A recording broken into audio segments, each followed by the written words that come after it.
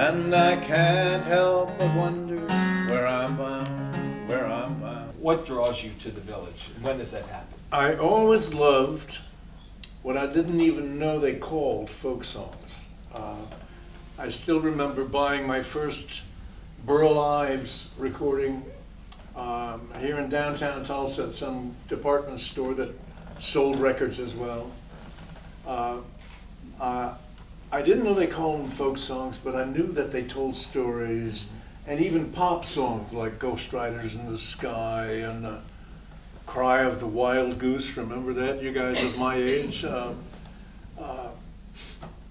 And I knew that I loved those songs. I mean, I liked all kinds of music. I played trumpet in the high school band in Bristow, and went to all the dances, all the pop music I liked. But there was like a corner of my heart reserved for these special songs. They seemed to talk to me across decades, across centuries. These were songs that had come over here mainly with the Scotch-Irish people, and I'll talk a little more about that in a minute, how important that was. And people like Burl Ives would collect these songs and perform them. They were always very simple. They were very easily learned, and most of us knew them without knowing that we knew them. Mm-hmm. You know, we all knew The Fox Went Out on a Chilly Night. We all knew Blue Tail Fly. We grew up with those songs, and they stuck with me. So when I got down to OU, which Tulsans will excuse me for mentioning, I was a drama student at OU, but I also had a guitar, and I was learning every song I could get. We would get records out of the library at OU, and we would take turns. I would write down the lyric of the first line, and my pal Ike Parkey would write the second line, and by then I'd have the first line finished, and I would write the third line, and then we'd have these things, and we'd figure out what the chords were, which was never very hard, because they were basically 3 chords and a capo. Right. But it was important. What was the scene like here? Was there a thriving folk scene here? Not yet. I started at OU in the fall of '55, and I mean, I already loved these songs, and I was one day I heard the Weavers at Carnegie Hall, which changed my life. But I think you can date it really to Tom Dooley, Kingston Trio, Tom Dooley, which was, correct me, was 58? 58. I'll still remember when I first heard that song. I was at a drama school party, and it was pretty raucous. The radio was on. This was in Norman. And suddenly something changed in the radio. There was a different quality coming from the radio, and my ears picked up on that, and I went over and I listened to it, and it was a couple of guitars and a couple of voices just like the rest of us singing about somebody gonna hang. And I just sucked it in, you know. And that was the start of the popular folk music revival. It was already well underway because of people like Pete and the Weavers and Woody, but this was when it came to mainstream. You know, you talk about that record like you just did, like many rock and rollers that I've interviewed talk about seeing the Beatles like on Ed Sullivan. We say, sure, that changed my life. That's it, yeah. Interesting. Well, this album was the Weavers at Carnegie Hall, was recorded on Christmas Eve, 1956. And the backstory is very important. The Weavers had been blacklisted for at least 6 or 7 years, had not been able to work anywhere. Yeah. They were not no hall would book them. It was because of the Red Scare, because of McCarthy and the blacklist and all of that. So this was their breakout. Their manager, Harold Leventhal, went to Carnegie Hall and said, I want to book Carnegie Hall. And they said, fine. They're from New York. Right. And you got the money, you got the hall. And of course the place absolutely packed. Well, came over to my friend Johnny Horton's house one day, not the country singer. And he said, listen to this, and they put the needle on, and out came Pete's banjo, the introduction to Darlin' Corey. And it just took my head off. And that album, the breadth and depth of that album was so fantastic. It was all live. They sang a children's song, Hush Little Baby, Don't Say a Word. They sang an Indonesian lullaby. They sang the Rock Island Line. They sang When the Saints Go Marching In. They sang Weem Away. I mean, it just went on. Kisses Sweeter Than Wine. And I had the chance ultimately to thank each one of them for ruining my life. Because by the time that album concluded, I had really undergone an epiphany. I mean, I went from someone who loved this kind of music and became someone who simply had to do it. What were you going to college for? Oh, I wanted to be an actor. Really? I have a degree in drama from OU, but in the end, I decided to settle for the security of folk music. Wise choice. Yeah, yeah. Well, that's obviously where the money was. How do you get to New York? Thank you to the Army. Yeah. The Army sent me up to Fort Dix, New Jersey, to the dreaded clerk typist school. And I may say it's not actually on my curriculum vitae, but I was the honor graduate of my class at the clerk typist school. I suppose I should get that on the record while there's still time. That's right, exactly. And on weekends, I would go into the village. A friend of mine from OU had a sofa that I could sleep on the weekends, and I would haunt the coffee houses. I met my friend Dave Van Rock that summer of '60, and he was singing at a club on McDougal Street called the Commons, and he was also booking the other folk singers, so he started booking me, and I would sing on Friday and Saturday nights for $10 a night, and I had no idea how you spent that kind of money, but I found a way. During the following week, instead of lunch at the mess hall, I would take my folk bucks to the PX for a cheeseburger. And, you know, I flaunted that wealth that I was making. What was the village like? That's '60, so it's 2 years after Dooley. Dylan hasn't arrived yet, but what Right. was the scene like?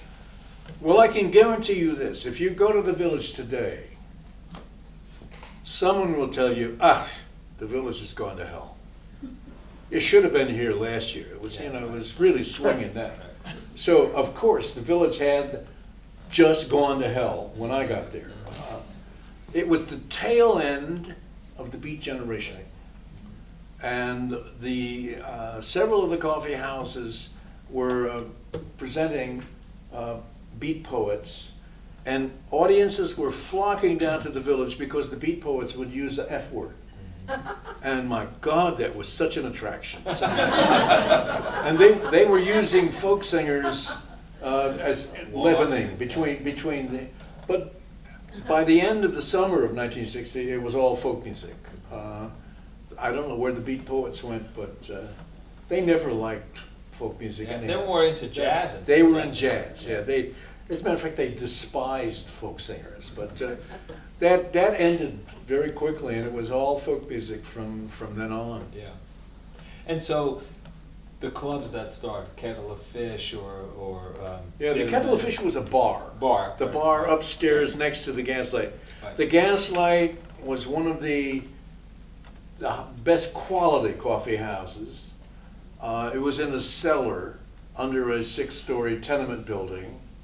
And as Dave Van Rock used to say, you didn't want to go in the Gaslight when the lights were on. Not the tidiest of places. Then the other main coffee house was the Bitter End. And then there were quite a few lower down the ladder, and most of them were what we call basket houses, where the performers didn't get paid. There would be village chicks standing at the exit with heavy mascara and all black and a basket for people to drop money in on their way out, and the performers split that. It was a lot of money, as I'm sure you can imagine. Exactly. Especially on the way out, right? Right. So that's happening. There are Dave Van Ronk's there, you're there. Who else is there that we would know pre-Bob? Quite a few, Yeah. actually. The Gaslight was where Peter, Paul, and Mary sang their first 3 songs in public. I was rooming with Paul of Peter, Paul, and Mary, whose real name is Noel. And Mary was living across the street up on the 5th floor of a walk-up tenement, and Peter lived up on the east side someplace. And they were rehearsing at Mary's and finally had all they could stand of looking at each other and singing. So they came down across the street, came in and got up and sang 3 songs, and that was the start of them. Johnny Cash used to drop by whenever he was in town. Of course, Dylan, once he got to New York, Dylan never worked at the Gaslight, but he was there most nights. And we get up late at night and sing. Phil Oakes started there. Bill Cosby, first engagement as a professional comedian was at the Gaslight. Started July 4th weekend, 1962. And that was an amazing thing to watch. Somebody who was funny the first night he got up, but who transformed in an incredibly short time into a full-blown comedic genius. Yeah. Ian and Sylvia sang their first songs in America, in the States, at the Gaslight. Joan Baez would come in. You never knew who would come in late at night and sing. And what this had the effect on us was you'd hear someone come in and lay down something so beautiful, and you could react in one of 2 ways. You could either say, well, that's it, I'm putting this guitar back in the closet and I'm never gonna. Right. Or you could say, I gotta raise my game. Right. I gotta get better. Yeah. And lots of us decided we would get better. Are you at this point saying personally, this is what I want to do? At that point? Yeah. Oh, definitely. Yeah. Oh, yeah. I was. Are you writing then too? I was writing, yeah. I started writing. I wrote my first song in Norman in the back row of Shakespeare class, and I'm ashamed of myself. I loved my Shakespeare classes at OU. I don't know why I took the time out that day, but I wrote this.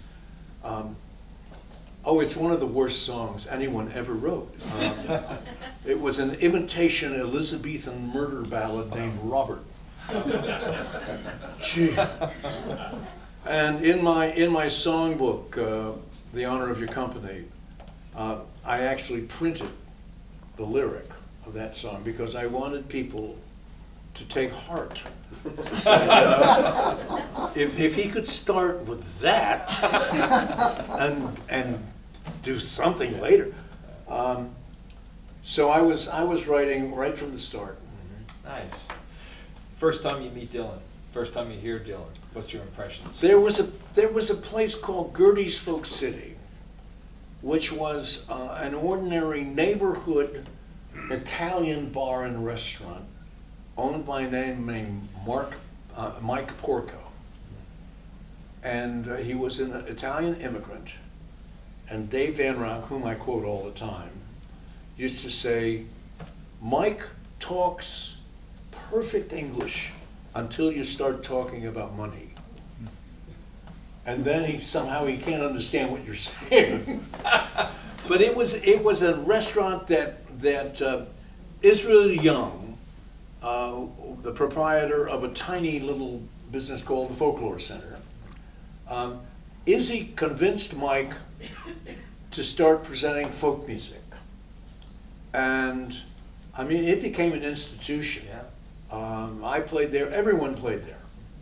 And on Monday nights, they would have a hootenanny.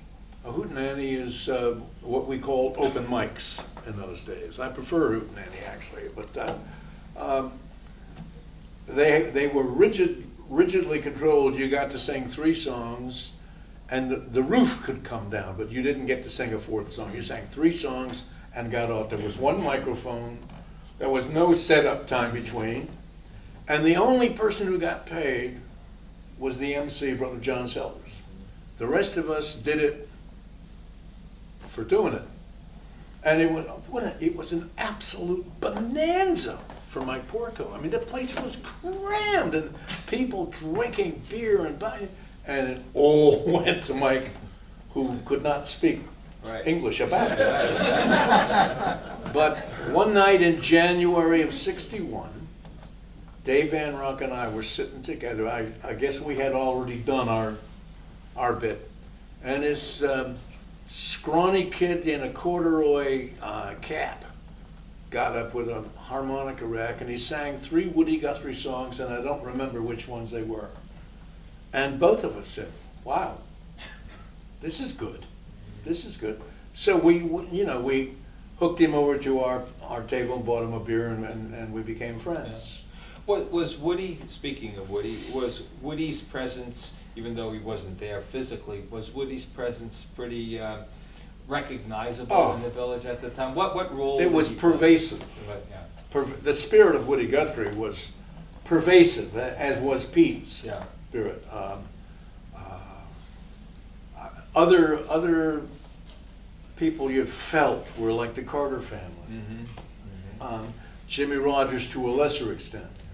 But Woody's, And of course, Bob started visiting Woody at the hospital. And one day he asked me if I wanted to go with him. And I've never really regretted my decision, which was to say, no, thanks. The last thing this guy needs is for another stranger to see him in the condition that he's in. So I passed on that. And I think I'm comfortable with that decision.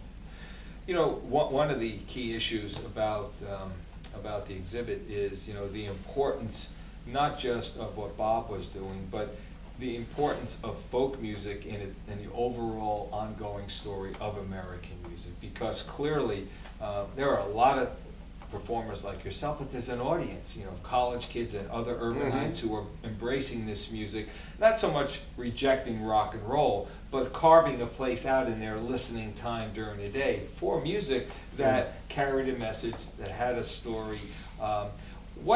There is a transformation, 64, 65, thereabouts, in the village, where you had, earlier on, you had the beatniks and you had jazz. There was jazz, of course, always remains in the village, but now you have an influx of rock, and you have people like Hendrix and John Hammond Jr. and others playing.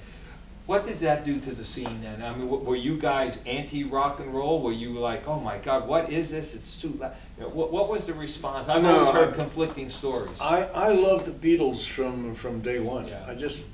They were on the jukebox up at upstairs at the Kettle of Fish. They were. Yeah. Oh yeah. So I had no problem. Hearing that music without needing to make that music myself. Yeah. We came out of this folk tradition, and some of us took it very seriously, others weren't even aware of it, of the migration of the music from Scotland and Ireland, this what they call the Scots-Irish or the Scotch-Irish, into the Appalachians, and how that music survived for a couple hundred years down there. Preserved just the way it had been sung. And that was a tradition that we were drawing from, whether we knew it or not. Were you a student of that? Did somewhat. You actually wanted to learn about the history and everything? Yeah, somewhat. I was certainly aware that this music was old, and I was learning songs like The Brown Girl and Edward, old songs, and I learned songs out of songbooks like Burl Ives' songbook. I still Morale have and stuff like that. I still have the Burl Ives songbooks, the red cover. I'm afraid to open it. Then for everything will just Right. it's just powder by now, I'm sure. But the tradition mattered, and some people, took a little excessively and became what we call purists. Right. I heard somebody dismissed one day as, "Oh, him, he's got surface noise in his voice from pops and crackles of old records." But it mattered. Yeah, yeah. Who were, personally, in terms of your songwriting, who were your main influences? Who did you draw from? You mentioned Burl Ives, and I Yeah. presume Well, he's one of them. Who else? Woody Woody. and Pete, that tradition. I loved the way that Woody would take old songs and rework them. Yeah. I don't think Woody made up more than 2 or 3 melodies in his life. Yeah. I mean, he always used existing melodies and didn't put new words to them. Yeah. I mean, "This Land Is Your Land" was there were a couple of songs that used that. Yeah. Oh, my darling, there was a Carter Family song. I always thought, he did that in part because he was right. I mean, as we know, the songs just gushed out of him. Yeah. To create a song, the lyrics, and then put melody, it would have slowed him down. I mean, Well, he there was was just also coming, there was also a tradition And a of tradition. that. Like Yeah, the that's right. Wobblies Yeah. and Joe Hill. Right.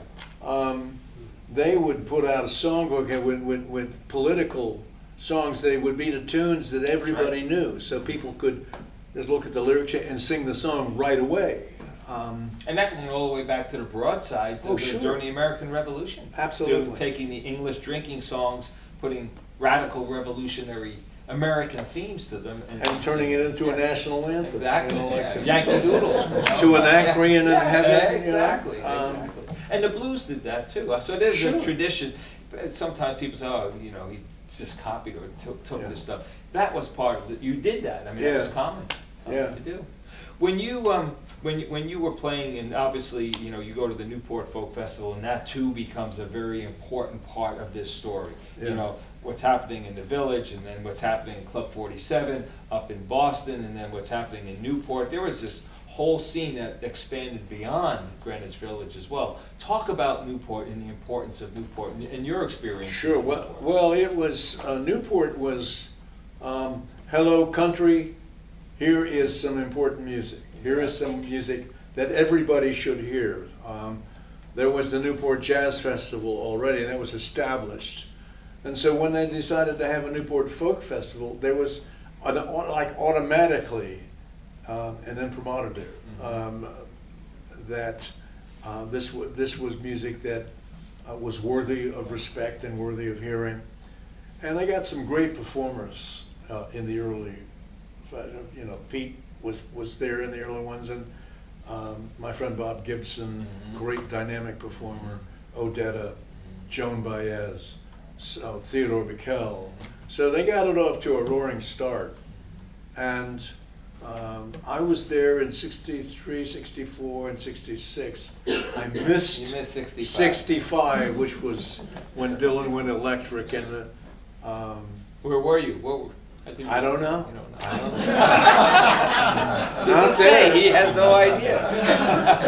The thing that besides missing Dylan plugging in, I also missed the most famous missed photograph ever, which was a fight that Alan Lomax and Albert Grossman got into, I suppose about the electric music. And they were rolling on the ground, and none of the photographers had the right lens. And they were frantically trying to get, by the time they got the right lens in, the thing was over, so it never happened. No photograph exists. You mentioned Bob Gibson, and that's a name that, and I must confess, I'm partly responsible for or guilty of. he doesn't get, in my opinion, Yeah. enough credit. You don't hear his name when No. you talk about the folk revival and you talk about all the heavyweights. Why doesn't he get that credit? Well, for a couple of reasons. In 1960, when I first came to the New York area and started playing the car, Bob Gibson was hot as you can get. In '59, he had introduced Joan Baez to the audience at Newport Folk Festival. And he was just phenomenal, so much energy, played 12-string guitar and banjo, and the problem was drugs. He and his partner, Hamilton Camp, got into drugs. They were the hottest thing in Chicago. You could not get in the Gate of Horn to hear them. And there is a live album, Gibson and Camp at the Gate of Horn, that I got a hold of one day and was playing it in the car for my wife, Midge. And she heard it and she says, "Oh, now I get it. Now I get it." Because the edge was so edgy. But it was the drugs that were driving that edge. And both Bob and Hamilton vanished, and Bob was in the wilderness for a few years, and then he got sober and remained sober the rest of his life. But when he came back, his audience was gone, and he never got it back. Yeah.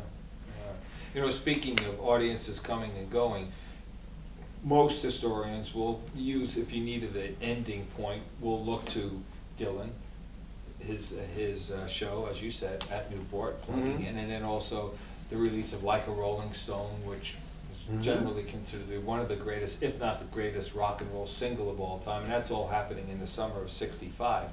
But obviously, you know, things don't just cut off then.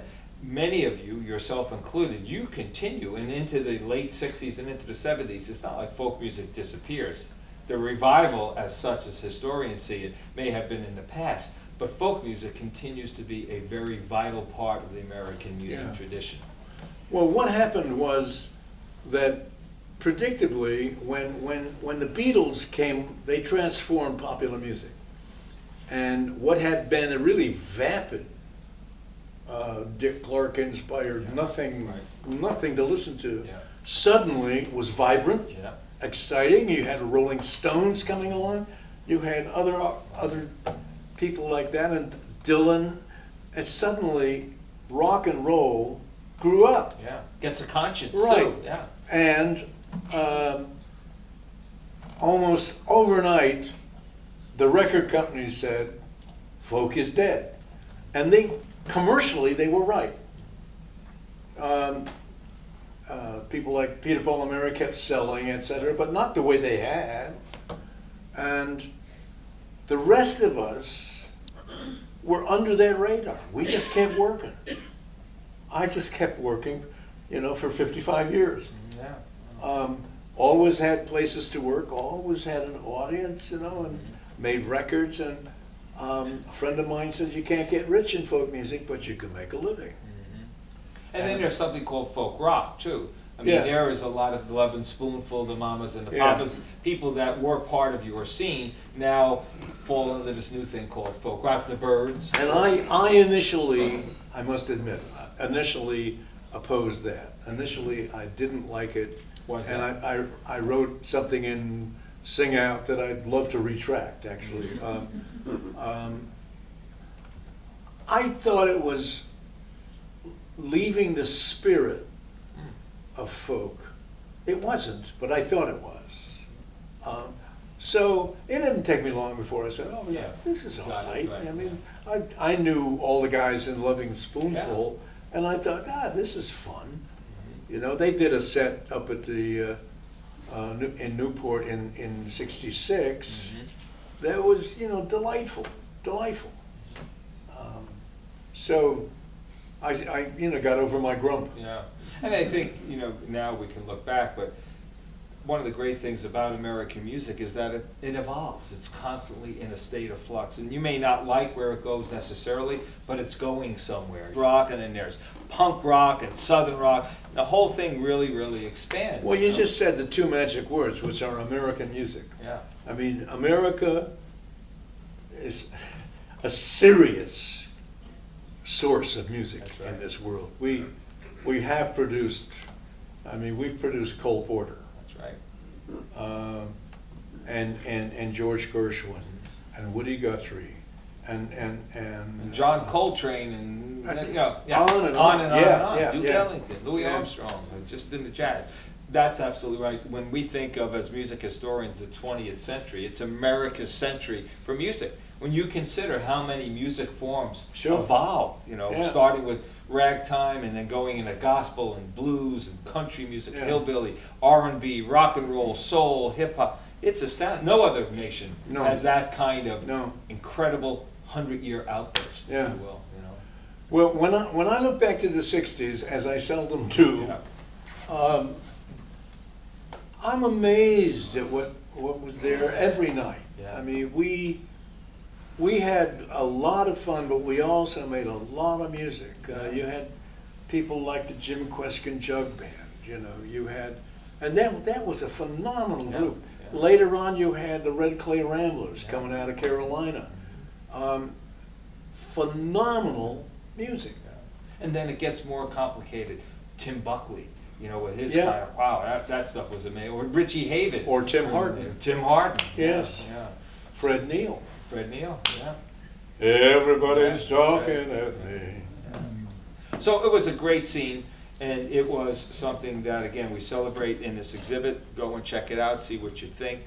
But also, it was, like I said, it's part of the ever-evolving story of American music that's Yeah. still going on today. And today there has been somewhat of a neo-folk movement. There are groups and people now who have been influenced significantly by the likes of Tom Paxton and others from that generation. And it's great to see. I run into them on occasion out in Los Angeles, which seems to be the city of dreams. Kids come there to fulfill their dreams, and they show up and they're part of our programs and whatnot. But you know that they've been listening.